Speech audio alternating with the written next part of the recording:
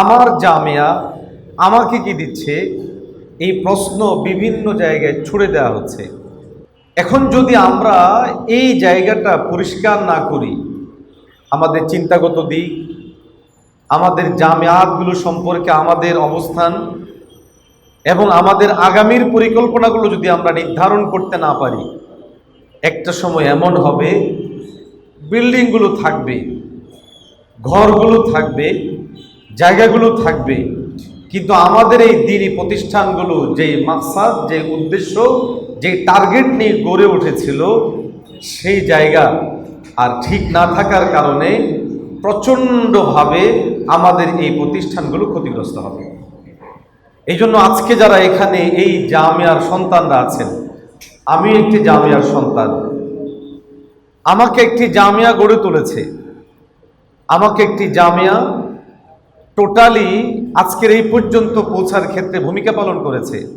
অথচ আজকে এই আমি আমার জামিয়ার যে অবদান সেটাকে অস্বীকার করছি, আমাদের যে মাদারেসে দ্বীনিয়ার অবদান দেশ ও জাতির জন্য সেটাকে অস্বীকার করছি, এবং এই জামিয়াগুলো দেশ ও জাতির জন্য কিছু করতে পারে এই বিষয়গুলোর ব্যাপারেও নিজেরাই হীনমন্যতায় ভুগছি।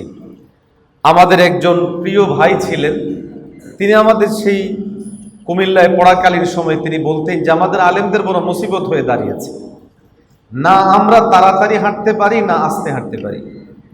যদি আমরা একটু করে দ্রুত হাঁটি তো আমাদেরকে মানুষ বলে যে মনে হয় দুটা দাওয়াত আছে, এক দাওয়াত খেয়েছে আরেক দাওয়াত খাওয়ার জন্য যাচ্ছে। আবার যদি আস্তে হাঁটা হয় তখন মানুষের মনের মধ্যে ধারণা জন্মায় মনে হয় আজকে হুজুরের মন খারাপ, আজকে কোনো দাওয়াত পাইনি। হীনমন্যতায় এবং নিজেদের ব্যাপারে নিজেদের চিন্তাগত জায়গায় যেই সংশয়, যেই সন্দেহ, এবং আমরা কোনো কাজের নই, আমাদের প্রতিষ্ঠানগুলো কোনো কাজের মানুষ তৈরি করছে না, এই যে প্রবণতা তৈরি হচ্ছে, এই প্রবণতা আমাদের জন্য অত্যন্ত ভয়ঙ্কর এবং ভয়াবহ। দেখুন, আজকে আমাদের অনেকের একটা প্রবণতা, কবি মাদ্রাসা অনেক হয়েছে, এখন আর প্রয়োজন নাই। প্রিয় ভাই, আপনাকে আমি উদাত্ত আহ্বান জানাবো, আপনি এখনো পর্যন্ত বহু জেলা শহর এমন পাবেন যে জেলা শহরে একটি মানসম্মত প্রতিষ্ঠান নেই, যেই মানসম্মত প্রতিষ্ঠান থেকে দেশ এবং জাতির জন্য উল্লেখযোগ্য কোনো আলেম তৈরি করা যায় এবং লোকেরা ওই প্রতিষ্ঠানকে আস্থা ও নির্ভরতার জায়গা মনে করে তাদের সন্তানকে দিতে পারে, এমন বহু জেলা আছে, এমনকি বিভাগও রয়েছে। এই যখন অবস্থা, তখন আমাদের একটা বড় শ্রেণীর মাথায় এটা কাজ করেছে, বহু মাদ্রাসা হয়ে গেছে, আর মাদ্রাসার প্রয়োজন না, এখন আমাদেরকে স্কুল করতে হবে, ইউনিভার্সিটি করতে হবে। আমি স্কুল, কলেজ, ইউনিভার্সিটি প্রতিষ্ঠার ক্ষেত্রে ন্যূনতম দ্বিমত করি না, তবে এই চিন্তার জায়গা থেকে করার ব্যাপারে অবশ্যই দ্বিমত করি যে মাদ্রাসা হয়ে গেছে আর লাগবে না, এখন আমাদের কলেজ লাগবে, ইউনিভার্সিটি লাগবে। এটা মোটেও গ্রহণযোগ্য নয়। বরং আমাদের এই প্রতিষ্ঠানগুলো আরো বাড়াতে হবে, মান আরো বাড়াতে হবে, এবং সময়ের চাহিদা পূরণের জন্য সর্বোচ্চটুকু এই প্রতিষ্ঠানগুলোতে সংযুক্ত করা লাগবে। এই মুহূর্তে আমাদের জন্য যেটা অত্যন্ত জটিলতা, সেই জটিলতা হলো আমরা আমাদের প্রতিষ্ঠানের প্রয়োজনীয়তা কতটুকু ভাবছি, কতটুকু মনে করছি। জঘন্য ব্যাপার হলো আমরা আমাদের প্রতিষ্ঠান, আমাদের জামিয়াতগুলোর অবদান, আমাদের জামিয়াতগুলোর কার্যক্রমের ব্যাপারে প্রচণ্ডভাবে ইদানিং সময়ে এসে এটা অত্যন্ত মহামারী আকার ধারণ করেছে। আমাদের এই প্রতিষ্ঠান কি ধর্মমুখী হবে না কর্মমুখী হবে? আমাদের এই প্রতিষ্ঠান ধর্ম কর্ম দুটার সাথে সমন্বয় কিভাবে হবে? এরকম একটা ব্যাপক চিন্তার জায়গা, দ্বিমত ভিন্নতার জায়গা তৈরি হচ্ছে। এখন সোশ্যাল মিডিয়ার জায়গা, প্রজন্মের বিশাল একটা অংশ তৈরি হচ্ছে যারা এই মাদারেসে দ্বীনিয়া ও কওমিয়াকে এবং আমাদের এই জামিয়াতগুলোকে টোটালি একটা বেকার প্রজনন কেন্দ্র হিসেবে সাব্যস্ত করার চেষ্টা করছে। এবং আমাদের অনেক ভাইয়েরা এই মাদারেসগুলো চলার জন্য আমাদের পূর্বসূরীদের যে কার্যক্রমগুলো আছে, যে অবদানগুলো আছে, সে সমস্ত অবদানগুলোর ব্যাপারেও অবাক এবং আশ্চর্যজনকভাবে তাদের সে অবদানগুলো আমরা ভুলে যাচ্ছি। আমরা একটু আগেই শুনছিলাম আমাদের আবু বকর ভাইয়ের জবান থেকে যে তিনি আমাদের মোহতারাম শাইখের কথা বলছিলেন, একই সময়ে তিনি মাদ্রাসাও চালিয়েছেন, খানকাও চালিয়েছেন, মাহফিলও করেছেন, আন্দোলন সংগ্রামও করেছেন। কই, উনারা তো একটাকে আরেকটার সাথে মুখোমুখি করেননি, একটাকে আরেকটার সাথে মুখোমুখি করিয়ে দেননি। একই মাঠে আলিয়াও করেছেন, কওমিও করেছেন।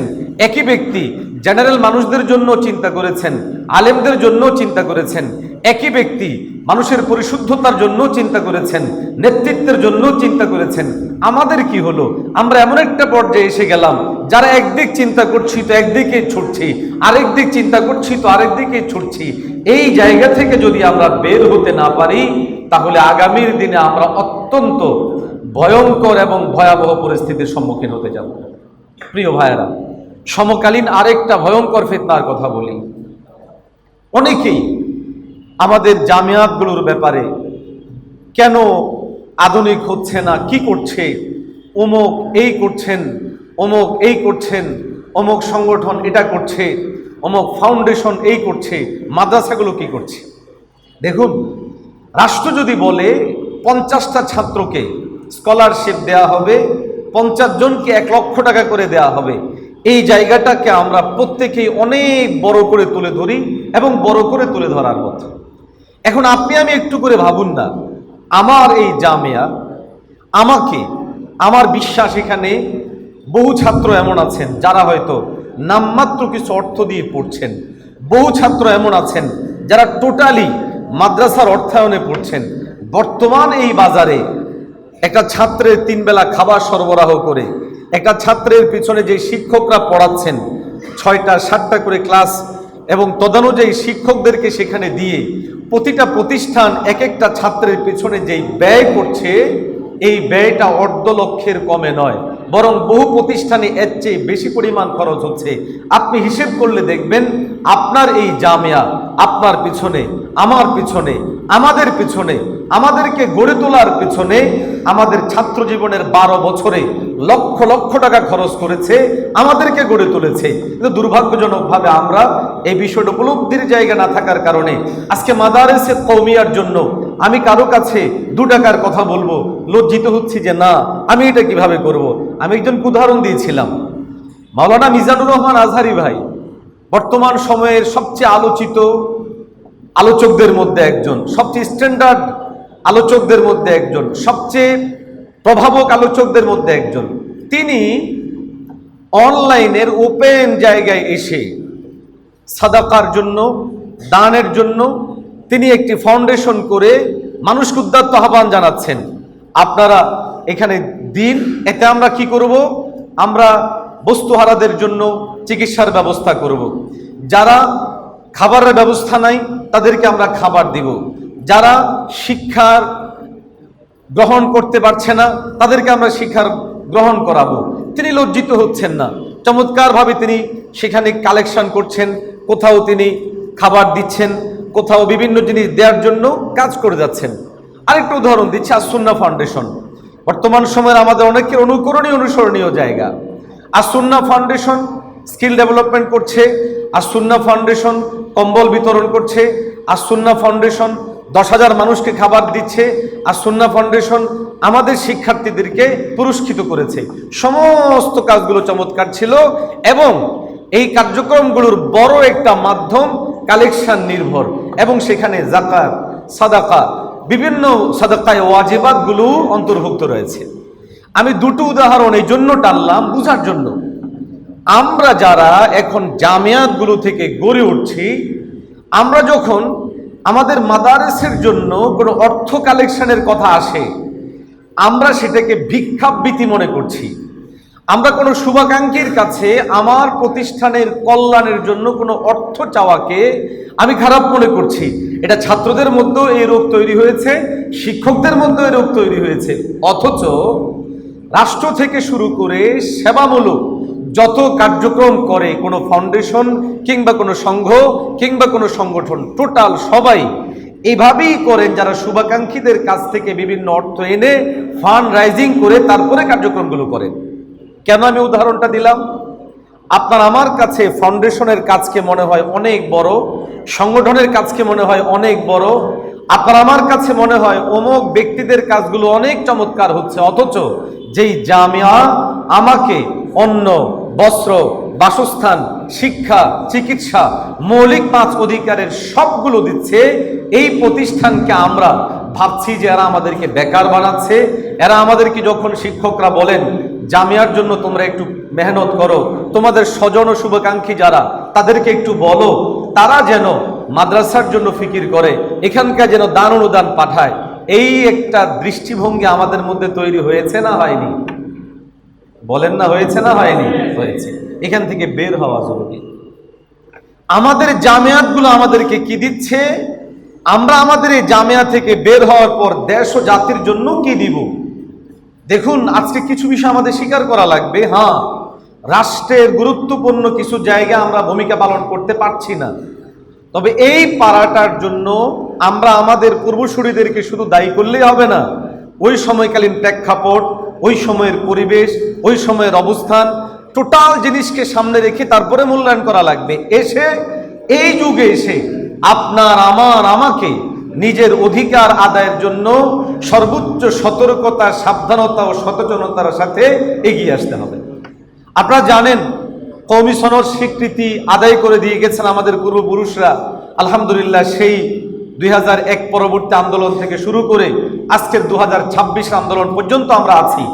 তবে বরাবরই সতর্কতা ও সাবধানতার সাথে আছি, এবং বরাবরই আমরা একটা কথা বলি, আমাদের স্বতন্ত্র এবং স্বকীয়তা যেন নষ্ট না হয়।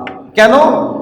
কারণ হলো এই, আমাদের স্বতন্ত্র ও স্বকীয়তা যদি নষ্ট হয়ে যায়, আমাদের এই প্রতিষ্ঠানগুলো যে উদ্দেশ্যকে সামনে রেখে গড়ে উঠেছে, আমরা তখন এই উদ্দেশ্যহীন এবং এই উদ্দেশ্যচ্যুত হয়ে গেলে আমরা ভয়ঙ্করভাবে ক্ষতিগ্রস্ত হব।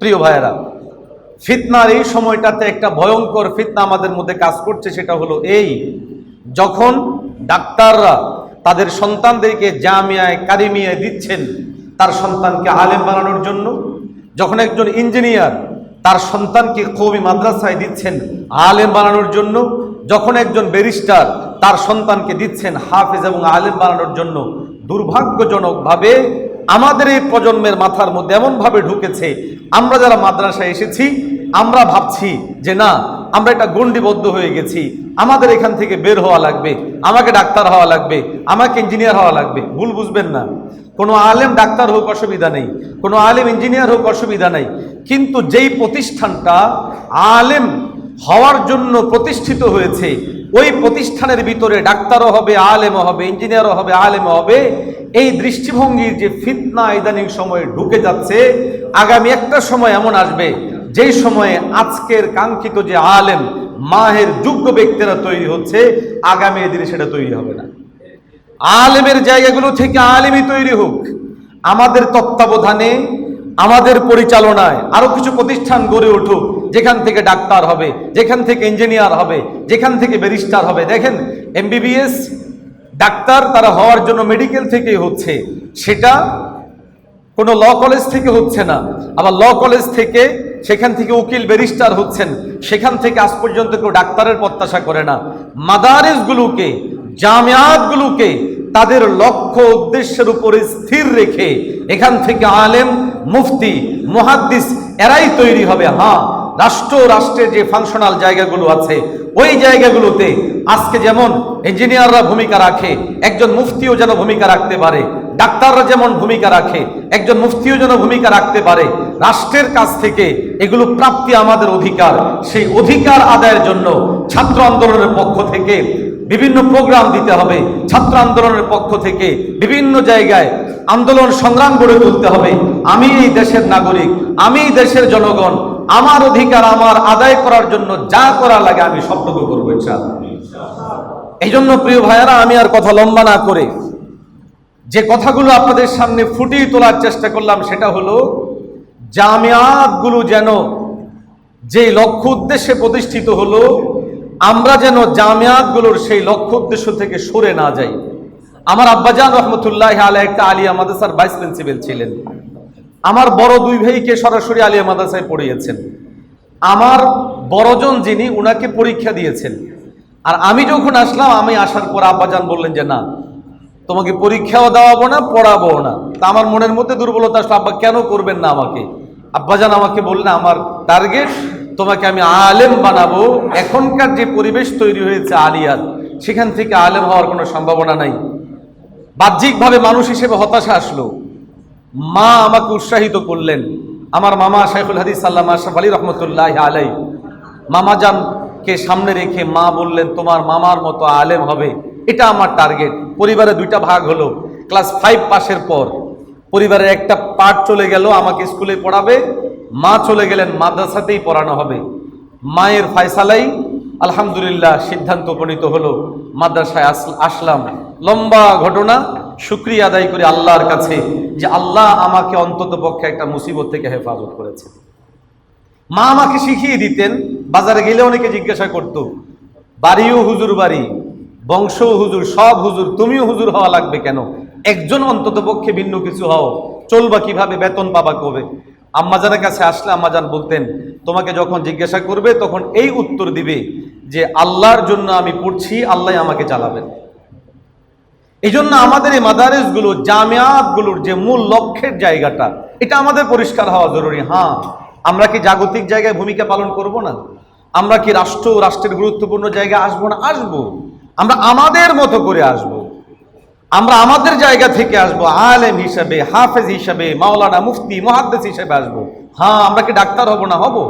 আমি জামিয়া থেকে যাওয়ার পরে স্বতন্ত্রভাবে MBBS হব, FCPS হব, মেডিকেল কলেজে পড়ব, সেখান থেকে আমি ডাক্তার হব। কিন্তু যখনই হজবরল করে ফেলা হচ্ছে, এটা ভয়ঙ্কর ভয়াবহ ফিতনা।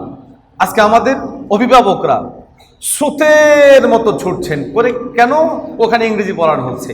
তো অবাক কাণ্ড, আপনারা যারা এখানে পড়ছেন, বেফাকের নেসাবে পড়ছেন, আমাদের কোরআন শিক্ষা বোর্ডের নেসাবে পড়ছেন, আপনাদেরকে বাংলা অঙ্ক ইংরেজি নাই?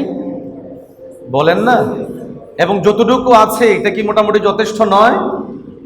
কিন্তু এটাকে এমনভাবেই ছোট করে ধরা হচ্ছে, তুলে ধরা হচ্ছে, এবং আমরাও এমনভাবে ধারণ করছি, অত্যন্ত দুঃখজনক এবং আফসোসজনক। এই জন্য ভাইয়েরা, সবার প্রতি উদ্দাত আহ্বান থাকবে, সেটা হচ্ছে মাদারেসে কওমিয়ার জন্য, জামিয়াতগুলোর জন্য এই মুহূর্তে সবচেয়ে বড় ফিতনা হচ্ছে ফিকরি ফিতনা, নজরি ও আফকারি ফিতনা।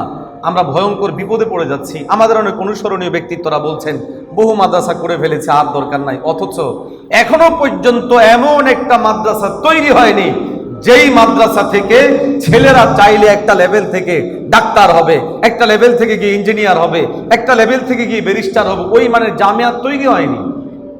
একটা ইউনিভার্সিটি, যে ইউনিভার্সিটিটা ঢাকা ইউনিভার্সিটিকে টেক্কা দিবে, সেটা তৈরি হয়নি। তো আমি কিভাবে বলছি যে মাদ্রাসা যথেষ্ট হয়ে গিয়েছে?